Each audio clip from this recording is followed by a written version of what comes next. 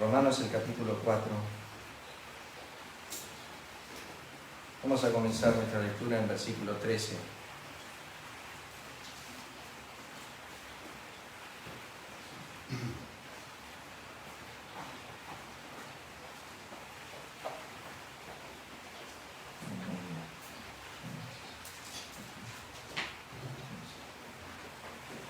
Porque no por la ley fue dada a Abraham o a su descendencia la promesa de que sería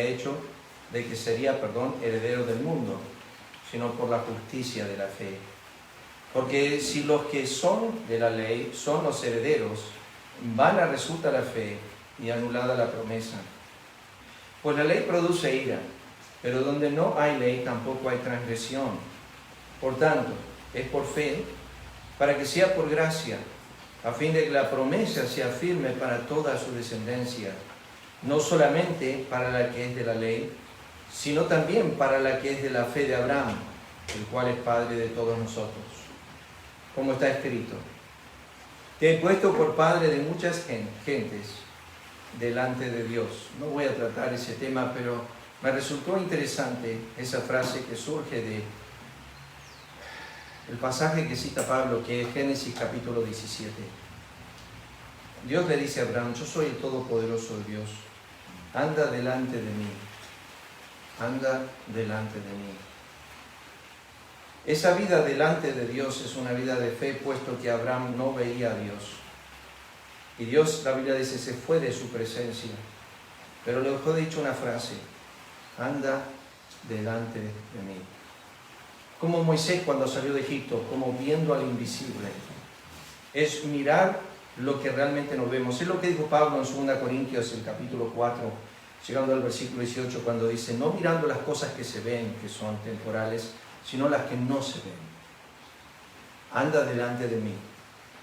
Es andando delante de Dios, como si lo estuviésemos viendo, como si Él estaría presente en cada momento y cada situación. Y sin embargo no lo vemos. Eso lo llamamos la vida de fe, como viendo al invisible. Todo esto es la vida de Abraham, obviamente una vida de fe. ¿A quién creyó? No es simple esa frase, queridos hermanos. No, yo no lo entiendo en su profundidad, pero no es simple. Lo que quiero decir con simple es que abarcó toda la vida de Abraham, la vida de fe. Hay una serie de cosas que eran contrarias a Abraham, que las vemos en el pasaje, que siendo que hay tanto para decir y tanto para desarrollar, vamos a desarrollar un principio de lo que está aquí, habiéndolo estudiado y estar profundizando y darme cuenta que hay tanto para tocar y tanto para enseñar, que no vamos a poder comenzar a desarrollar. Nosotros lamentablemente nos vamos, no sino el domingo siguiente vamos a estar, que va a ser la cena del Señor, y después de eso no vamos a estar por 5 domingos. Así que voy a hacer una pausa aquí porque voy a dar un pantallazo esta mañana, pero como hay tanto para enseñar desde el versículo 18 al 25 sobre el aspecto del poder de Dios y la debilidad del hombre, que yo lo podría decir en una semana o en un domingo en 45 minutos. Pero hay demasiado para tomarlo como superficial o para no desarrollarlo en una forma más profunda. Entonces, habiendo estudiado y visto los ángulos a los cuales se puede recorrer este pasaje, prefiero tomar el tiempo para hacerlo. En el mismo versículo 17, si no está conmigo, dice: ¿a quién creyó el cual da vida a los muertos? Ese es el poder de resurrección. Llama las cosas que no son como si fuesen. Ese es el poder de creación. Ahí ya tenemos dos representaciones de poderes de parte de Dios. Poder de resurrección, da vida a los muertos, y llama las cosas que no son. Cuando uno estudia esa frase, llama las cosas que no son, lo vemos en tantos relatos de hombres en la Escritura. A Abraham le dijo: vas a tener un hijo de acá a un año. Llama las cosas que no son, todavía no estaba ese hijo, pero Dios ya lo llamaba como si fuese. Porque Dios iba a ser el creador de la circunstancia a la cual Él estaba hablando. Por ende, como Él es el creador de lo que Él dice, Él lo puede llamar ya como cosa hecha. No existe, pero ha de existir. Y como ha de existir, para mí ya existe, dice Dios. Llama las cosas como si fuesen, cuando aún no están en existencia. Ese es Dios. Es como se sentó en el libro contigo y conmigo, en el escritorio de Dios, dice Salmo 139, y anotó todos nuestros miembros antes que fuesen formados. Es como le dijo a Jeremías en el capítulo 1, antes que te formase en el vientre, te conocí. Llama las cosas que no son como si fuesen. Para Dios, los hechos son reales, siendo Él el creador. Y aunque no estén en existencia en este momento, Él sabe que de aquí a un año, como le dijo a Abraham, de aquí a un año, al mismo tiempo, Sara tendrá un hijo. Ella estaba en la tienda, Abraham se rió, Sara se rió. Abraham tenía 99 años. Sara era estéril, aparte era ya vieja, no podía tener hijos. Ambos no podían tener hijos. Era una burla en un sentido. Se rieron. Jehová le dijo, ¿habrá alguna cosa difícil para Jehová? Sepan que de aquí a un año van a tener un hijo. Abraham le dijo, acá está, es Ismael, que Ismael viva delante de ti. No, le dijo Dios, vamos a hablar de Ismael. Ismael es el hijo nacido carnalmente. El que va a nacer conmigo va a ser el hijo de la promesa. Es imposible que vos lo hagas nacer. Es imposible que sea tu hijo por naturaleza. Es un hijo dado por promesa. Es un hijo engendrado por Dios. Es Dios sacar de lo muerto algo viviente, de lo no existente algo que exista. Lo que estaba diciendo, pero no voy a entrar en ese tema porque hay demasiado para desarrollar. Versículo 18, noten. Él creyó en esperanza contra esperanza. Eso es tremendo, remarcando la fe de Abraham, que era imposible que suceda lo que iba a suceder. Era contra esperanza. No había esperanza para tener esto. En 1000 generaciones era imposible que Abraham tenga un hijo. Pero la Biblia dice que creyó. En esperanza contra esperanza. Para llegar a ser padre de muchas gentes, conforme a lo que se le había dicho, así será tu descendencia. Y no se debilitó en la fe al considerar su cuerpo. Ya tenía una contradicción, que estaba ya como muerto, siendo casi de 100 años, o la esterilidad de la matriz de Sara. Miró las circunstancias y dijo, imposible. Pero la fe se mantenía intacta. Seguía creyendo tanto como al principio. Hacía 25 años que Dios le había dado la promesa. Habían pasado los 75, casi 25 años, ahora casi tenía 100. Estaba muerto y Dios se deleita en hacer eso, queridos hermanos, siempre. Quizás Abraham podría haber tenido el hijo a los 75, pero Dios esperó hasta que sea tan débil, tan muerto físicamente, que el único fruto iba a ser divino, no humano, que toda la gloria iba a ser divina y no humana. Abraham tenía que quedar casi inútil, débil, muerto físicamente, para que el producto del vientre de su esposa sea de Dios, tan solo de Dios. Por eso dice el versículo 20, tampoco dudó por incredulidad de la promesa de Dios, sino que se fortaleció en fe, dando gloria a Dios. Tremendo cuando uno estudia el pasaje de la fe, cómo la fe apunta siempre a Dios. Magnifica a Dios, lo vamos a desarrollar eso. Plenamente, versículo 21, convencido que era también poderoso para hacer todo lo que había prometido. Le digo que en estos versículos que hemos leído, podemos pasar un año desarrollándolos. No lo voy a hacer, pero sí al menos algunas semanas después que regresamos, si es así en la voluntad del Señor. Versículo 22, por lo cual también su fe le es contada por justicia. No solamente con respecto a él se escribió que le fue contada, sino también con respecto a nosotros, a quienes ha de ser contada. Esto es, a los que creemos en el que levantó de los muertos a Jesús, Señor nuestro, el cual fue entregado por nuestras transgresiones y resucitado para nuestra justificación. Como yo siempre hago a veces, me gustaría comenzar leyendo algunos versículos, pero quiero volver atrás al texto que leímos.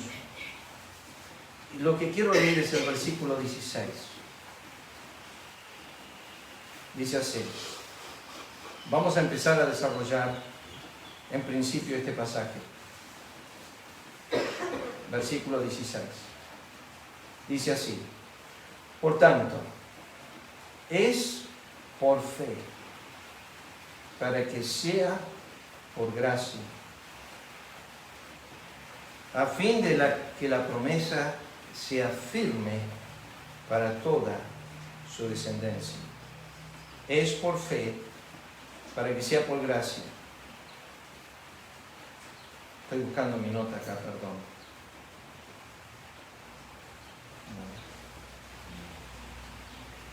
Yo anoté algunas cosas, quiero que lo escuchen.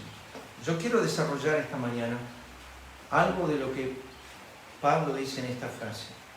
Es por fe, para que sea por gracia. Habíamos estudiado en Romanos los primeros 5 versículos, esta frase. Al que no obra, sino cree en aquel que justifica al impío, su fe le es contada por justicia. Justicia sin obras, no por hacer, sino por creer. Voy a adelantarme al texto para desarrollar esta pequeña palabra que dice en el versículo 16, a fin de que la promesa sea firme. ¿Qué significa esto? Bueno, la palabra firme aparece varias veces en el Nuevo Testamento. Significa constante, seguro, garantizado. Si Lisa dependiese de sus obras para llegar al cielo, sería un hecho no firme. Estaría todos los días dudando si hizo lo suficiente. Estaría pensando si hubiese guardado, obedecido correctamente. Estaría pensando quizás como el joven rico que se acercó a Cristo y le dijo, ¿qué debo hacer yo para heredar la vida eterna? Jesús le dijo, guarda los mandamientos. Él dijo, ¿cuáles? Y Jesús le mencionó los últimos 5 que tienen que ver con la relación humana. No matarás, no hurtarás, no dirás falso testimonio, no codiciarás.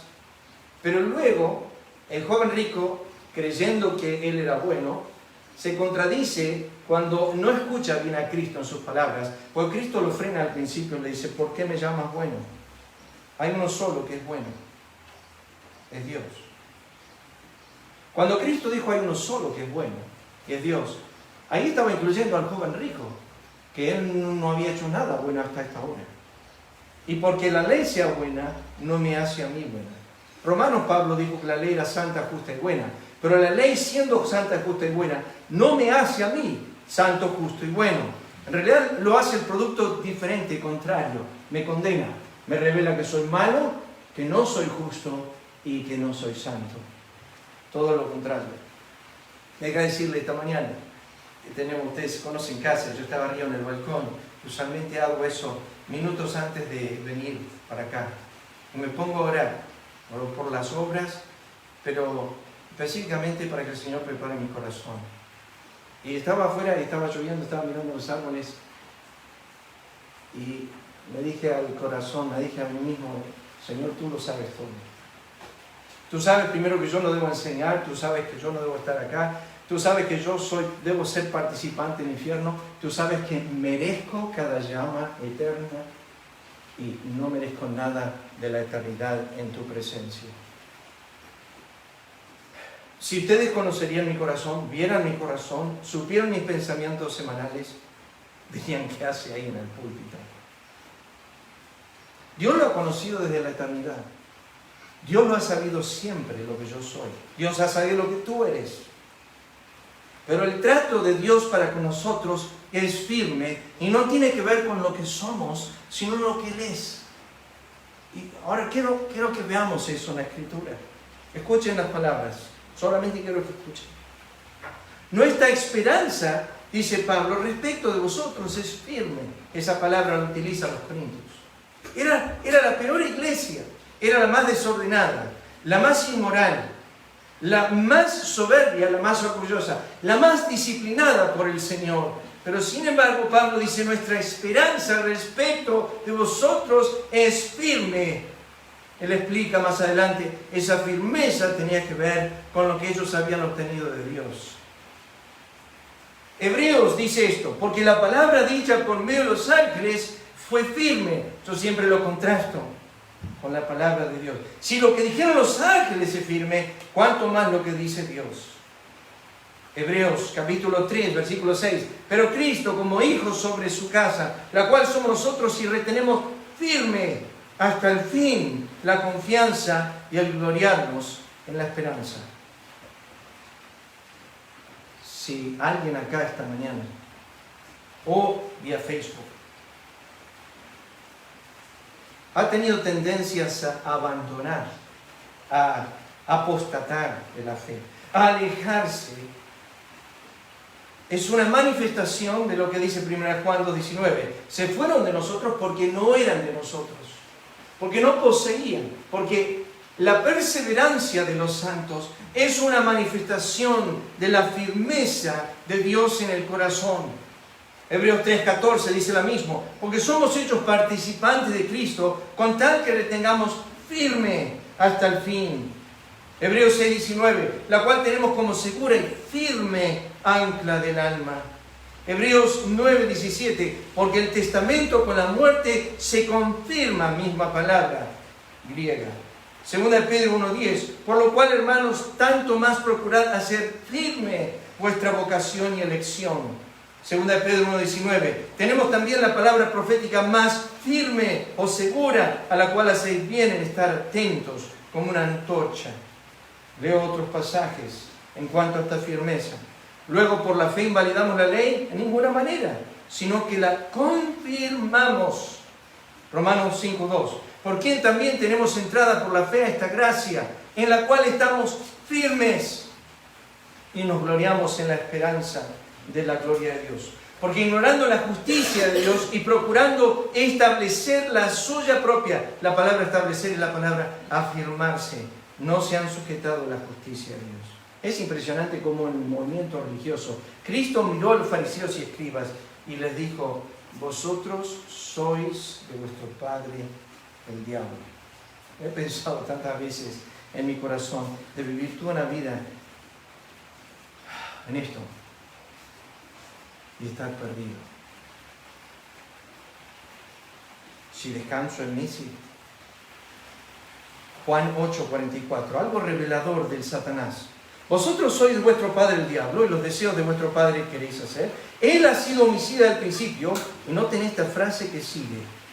No ha permanecido en la verdad.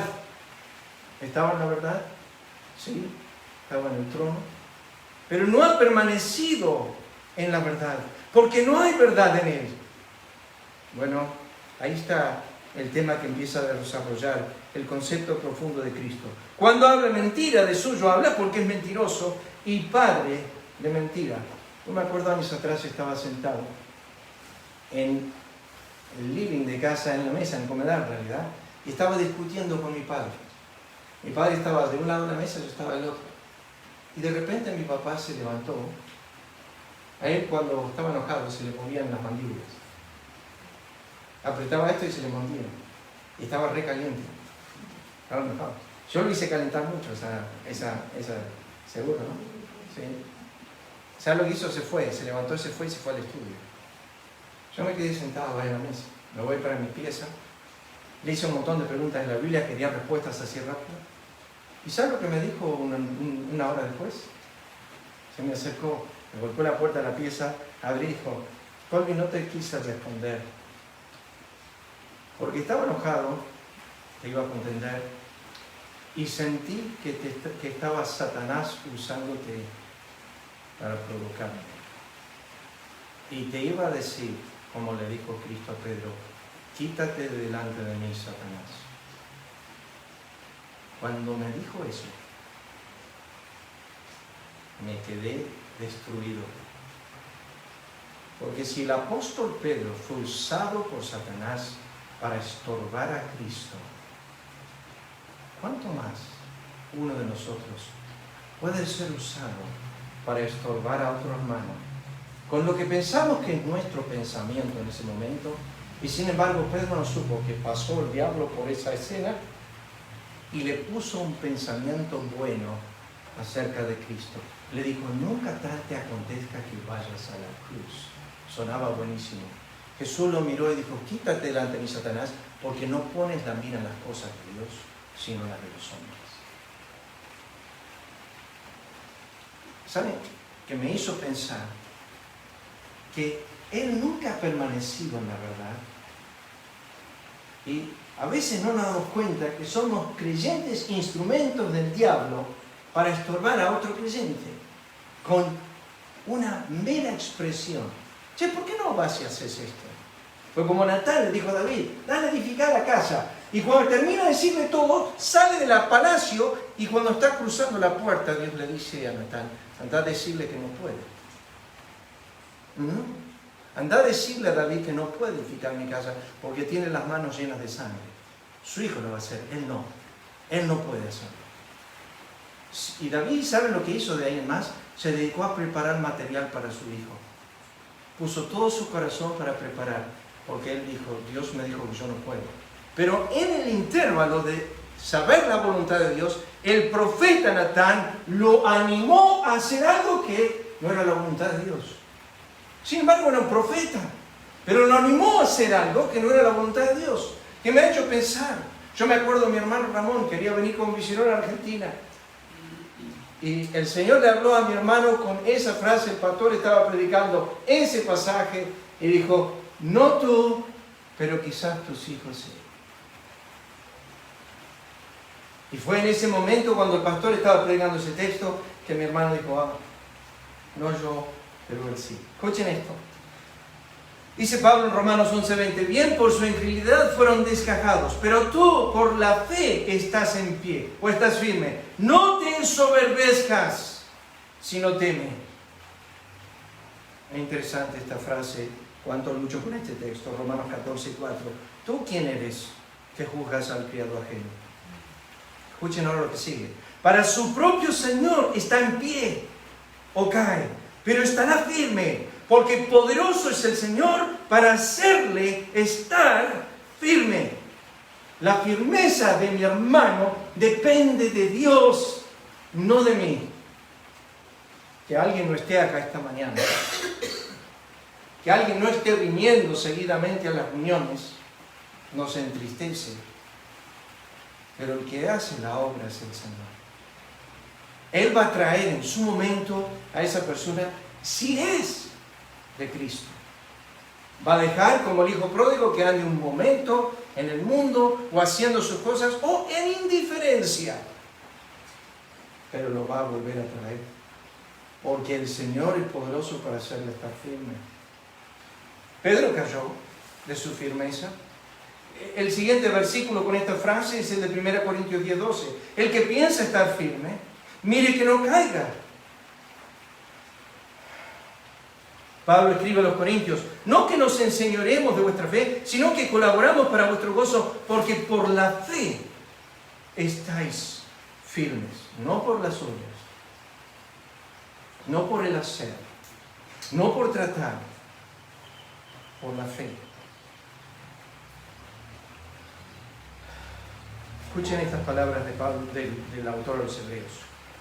He aquí vengo, oh Dios, para hacer tu voluntad. Quita lo primero. ¿Alguien sabe qué era lo primero que Cristo cita? Si leen la carta a los Hebreos, ¿Lisa? ¿Qué era lo primero? Yo pensé que me había levantado la mano. La ley. La ley, todo su hacer. Cristo dijo, quita lo primero para establecer esto último, para afirmar esto último. Lo último era la gracia, lo último era la cruz, para establecer esto último. Quita lo primero. Eso no es firme. Eso no sostiene nada para establecer esto último. Judas dice esto, y aquel que es poderoso para guardaros sin caída y presentaros, es la palabra griega misma que tenemos, estimanai, que significa poner de pie, presentarlo firme, sin mancha, delante de su gloria, con gran alegría. La firmeza tuya delante del trono pertenece a Cristo, no a ti. Que Él te presente firme en su presencia es Él, es su obra, es su hacer. Al único sabio Dios, nuestro Salvador, sea gloria, majestad e imperio, ahora y por todos los siglos. Amén. Cuando se abren todos los sellos, se produce la pregunta, el gran día de su ira ha llegado, ¿y quién podrá sostenerse firme, en pie? Apocalipsis 7:9 dice, después de esto miré aquí una gran multitud, la cual nadie podía contar, de todas naciones, tribus, pueblos, lenguas, que estaban, es la misma palabra griega, firmes delante del trono y de la presencia del Cordero, vestidos de ropas blancas y con palmas en las manos, y decían: la salvación es de Jehová. Tú y yo vamos a estar ahí, y firmes por la gracia de otro, por el obrar de otro. Vi también un mar de vidrio mezclado con fuego, y los que habían alcanzado la victoria sobre la bestia y su imagen, y el número de su nombre, en pie, firmes sobre el mar de vidrio, con arpas de Dios. Hechos, salté este versículo porque está asociado al último versículo de nuestra Biblia con esta palabra. Escúchenla. Hechos 17:31 dice: por cuanto ha establecido un día, es la misma palabra griega, firme, en el cual juzgará al mundo con justicia. Y vi a los muertos, grandes y pequeños, de pie ante Dios. Y los libros fueron abiertos. Y otro libro fue abierto, el cual es el libro de la vida. Y fueron juzgados los muertos por las cosas que estaban escritas. Una palabra griega: firmes. Son inviolables las que están en el libro. Fíjense el versículo 16 de Romanos 4. Por favor, noten este texto. Por tanto, es por fe, para que sea por gracia, a fin de que la promesa sea firme para toda su descendencia. ¿Dónde está la firmeza de la promesa? En la fe que proviene de gracia. Ahora quiero hacer una pregunta que me resultó interesante esta semana. ¿Por qué Dios escogió en medio de la fe? Voy a dar algunas cosas que yo creo en la Biblia que enseñan por qué Dios escogió en medio de la fe.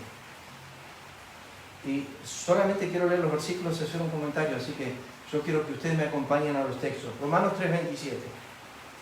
Romanos 3:27.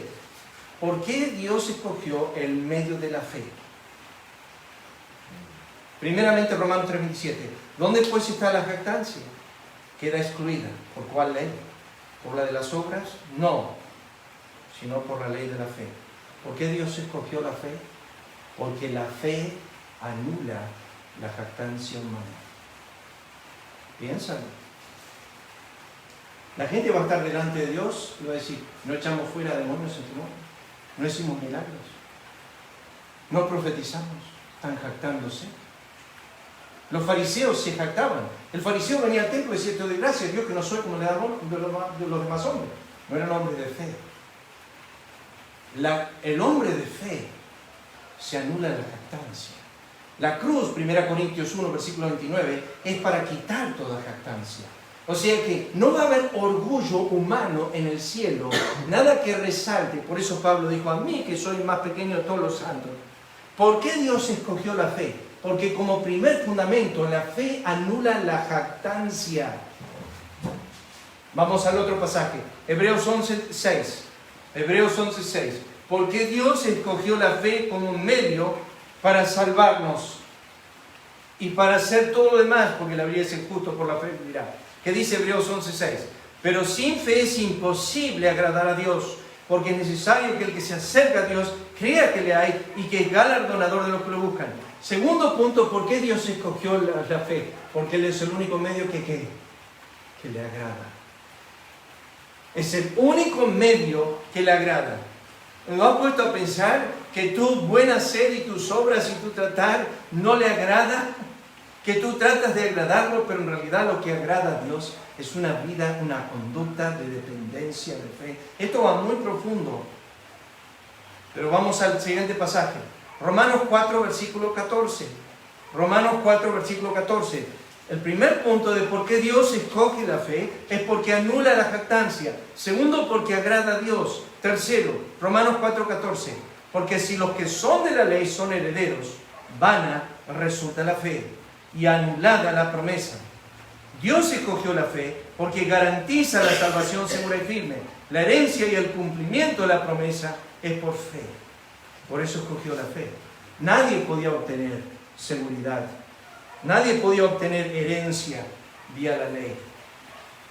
4, versículo 16 del mismo capítulo. Por tanto es por fe, para que sea por gracia. Todo lo que recibimos de la gracia de Dios viene a través del medio de la fe. Magnifica la gracia de Dios. Por ejemplo, En Efesios capítulo 1, versículo 6, versículo 12, versículo 14, dice, para la alabanza de la gloria de su gracia. La fe magnifica la gracia de Dios. O sea, voy a definirlo. Romanos 4:20. ¿Por qué Dios escoge la fe? Tampoco dudó por incredulidad de la promesa de Dios, sino que se fortaleció en fe, alabando a Abraham. ¿Qué dice la Biblia? Dando gloria a Dios. La fe da gloria a Dios. O sea, ¿por qué Dios escoge la fe? Porque la fe apunta a glorificar a Dios. Piper dice, la fe lo hace a Dios glorioso. Me gusta la ilustración de Piper. El padre está en la orilla de la pileta y el hijo está de la otra punta. El padre le dice al hijo, tírate, y hay gente alrededor, tírate que yo te agarro. Y el hijo está dudando del padre.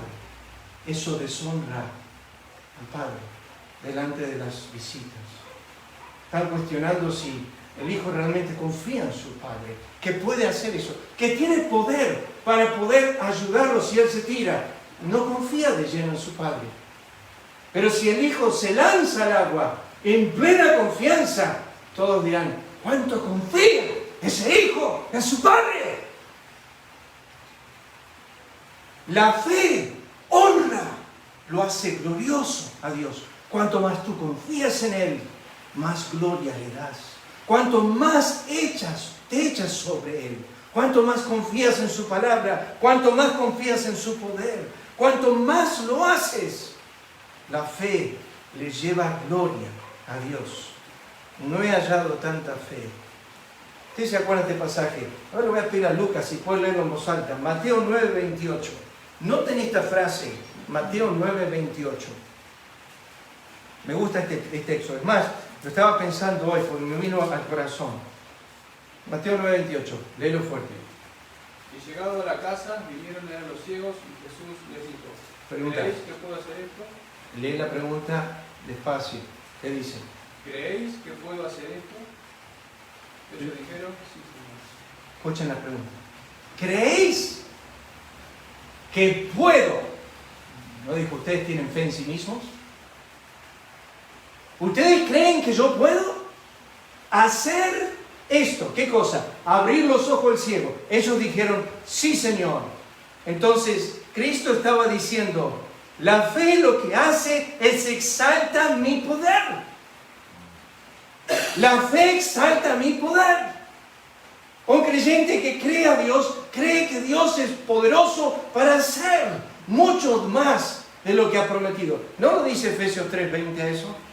Efesios 3:20 dice, cuando oramos nosotros y oramos al Señor, dice, a ver, alguien que lo lea, pues no me acuerdo exactamente la referencia, 3:20. Y a aquel que es poderoso para hacer todas las cosas mucho más abundantemente de lo que pedimos o entendemos, según el poder que actúa en nosotros. Sí, el versículo 21 dice, creo que a Él sea la gloria. A Él sea la gloria en la iglesia en Cristo Jesús, por todas las edades, por los siglos de los siglos. Amén. Aquel que es poderoso para hacer mucho más. Ahora vayamos a 1 Tesalonicenses 5:24. Motivos por los cuales Dios escogió la fe. Número 1, para evitar jactancia. Número 2, porque le agrada. Número 3, porque si no la fe resulta vana. Número 4, porque la fe engendra la gracia de Dios. Número 5, porque la fe da gloria a Dios. Número 6, 1 Tesalonicenses 5:24. ¿Qué dice el texto? El que lo tiene lo puede leer. Fiel es el que os llama, el cual también lo hará. ¿Alguien sabe lo que es la palabra fiel en el griego? Fiel es el que os llama. Lisa, vos has estudiado este pasaje una vez, ¿no? ¿No sabes? Es la palabra fe. Es esto, hermanos. Fe es un atributo de Dios. Tiene la raíz en fidelidad. Cuando dice fiel, Dios es creíble, es digno de ser creído. Esa es la idea. Es la misma palabra para tu fe a Él que su fe hacia mí. ¿Saben que la Biblia dice eso? En Hechos capítulo 3, cuando Pedro sanó al paralítico, dice la fe que es por él, sanó al enfermo. La realidad es la fidelidad de Dios en cumplir su palabra. Toda su palabra se cumple por la fidelidad de Él, por la fe de Él. Yo creo en el que cree, en el que es creíble. Anoté esto. Escuchen bien. La fe, escuchen bien, la fe exalta los atributos de Dios.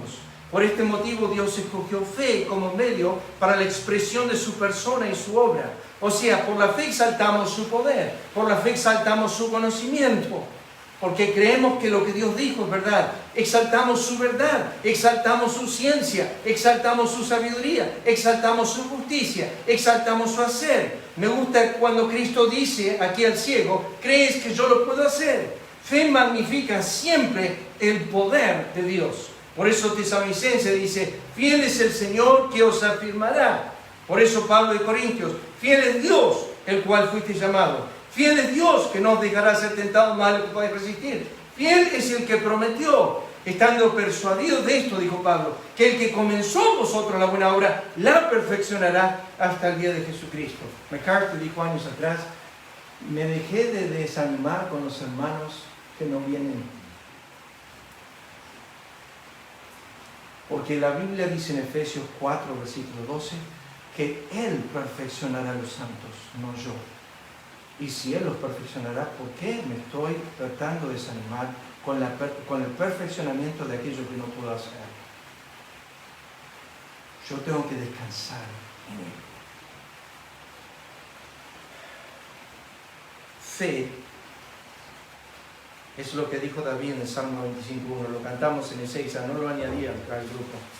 A ti, oh Jehová, levantaré mi alma. A ti así mis ojos. A ti que habitas en los cielos. Fe, literalmente, es los ojos del alma mirando a Jehová. Ahora anoté esto para terminar. Escúchenlo nomás. Yo sé que hay una definición de fe en la Escritura. Está en Hebreos capítulo 11. Pero tomando el total de las Escrituras, ustedes saben que el versículo central de su Biblia, el que está en el medio, lo que dicen, lo que han estudiado, la cantidad de textos y demás, que versículos no son inspirados, obviamente, pero una vez hecho la cuenta, el texto del medio de su Biblia es Salmo 118, versículo 8. El texto del medio de nuestra Biblia contiene, por así decir, el mensaje total de nuestra Biblia. Salmo 118, versículo 8 dice, ¿cómo dice Mauro? 118, 8. Mejor es confiar en Jehová que confiar en el hombre. Listo, ese es el versículo central de la Biblia. Mejor es confiar en Jehová que confiar en el hombre. Confiar en el hombre no significa yo en Mauro, significa Mauro en Mauro. Mauro no debe confiar en Mauro. El que confía en su propio corazón es necio. Anoté esta definición de fe en mi estudio de las Escrituras. Fe es el medio por el cual Dios nos hace renunciar a nuestras obras, nuestra confianza propia, nuestra propia gloria, nuestra propia alabanza. Salimos de nosotros mismos a poner nuestros ojos en otro, entre paréntesis Dios, confiando en su palabra, su obra, su ciencia, su poder, su hacer, su sostén, su cuidado, su provisión, su fidelidad, su promesa, su dominio, su soberanía sobre todos los asuntos de nuestra vida diaria. Está preciosamente ilustrado en la vida de Pedro cuando, confiando en ese pedazo de madera en medio del mar, tuvo que salir de su confianza propia a confiar en la palabra de Cristo para sostenerlo en las aguas del mar. ¿Se acuerdan? Pedro estaba en el barquito, Jesús venía caminando sobre las aguas. Me acuerdo un predicador negro, digo negro porque tremendo como predicaba, pero era negro africano y siempre lo escuchaba a él. Y me acuerdo cuando él dijo, los discípulos estaban en el barco y las aguas lo estaban cubriendo y ellos estaban anegando con las aguas y vieron que lo que estaba sobre sus cabezas estaba debajo de sus pies. Él venía caminando sobre las aguas. Lo que ellos tenían sobre sus cabezas, Cristo lo tenía debajo de sus pies. Entonces dice, en ese momento Pedro lo vio y dijo, Señor, manda que yo camine sobre las aguas. Jesús le dijo, ven. Y Pedro tuvo que salir de la confianza propia, salir del barco, salir de sí mismo y comenzar a poner los ojos en Cristo. Y comenzó a caminar sobre las aguas. Pero después puso sus ojos sobre las olas, el mar, el viento. Y fue en ese momento cuando empezó a hundir. Pero la idea de fe es poner los ojos fuera de mí mismo, sobre otro. Fe se ve en nuestra confianza en su palabra, se ve en nuestra abundante oración. Mi padre siempre me decía, un creyente que ora poco, confía poco. Un creyente que ora mucho, confía mucho. Cuanto más tiempo pasas en oración, más se nota que confías en Dios. Cuanto menos tiempo pasas en oración, menos se nota que confías en Dios. Fe es aferrarse solo a Cristo como la única fuente de poder, hacer y fruto, justicia, santificación, redención, seguridad de salvación. Es confiar en Él plenamente, es estar siempre plenamente convencido. Fe no es un salto al vacío, puesto que Dios cuelga la tierra en nada. A veces cuando bajamos el avión decimos, tierra firme. Tierra firme. El globo terráqueo está colgado en el espacio, está colgando en el aire. Yo bajo del avión y digo, estoy en tierra firme. No existe tierra firme. Hoy los hermanos de Ecuador me escribieron. Me dijeron que hubo un terremoto, que los sacudió. Y yo dije, yo estuve ahí. Yo estuve en un terremoto y ellos dijeron, no, tuve un terremoto que nos sacudió. Y pensé en esto, cuelga la tierra en nada. Tú te sostienes en tierra firme, sino que Él que sostiene la tierra en nada. Fe es creer que si Dios puede sostener cada día la tierra en la cual caminamos, cuánto más nuestras vidas. El tema es extenso, pero vuelvo a decir, Dios escogió el medio que nos saca de nosotros mismos y nos pone a confiar en Él. Es por ese medio, la fe, que nos viene la gracia de Dios todos los días. Dios utiliza el medio de la fe para acercarnos a sus atributos diarios. Vamos a orar. Padre, gracias por esta mañana. Gracias por poder estar con los hermanos aquí, 9 de julio. Pedimos, Señor, que estés bendiciendo a Nahuel y Sabrina y todos los cambios que han venido en estos días. Que los ayudes en la preparación, en empacar todas las cosas, preparar para su traslado para esta zona. Gracias por sus vidas y por que han venido para ayudarnos en la obra. Pedimos, Señor, que sigas bendiciendo a los hermanos aquí en 9 de julio, en Bragado. Bendice este día, te agradecemos por el tiempo juntos. Pedimos tu bendición en el nombre de Cristo. Amén. El Señor les bendiga.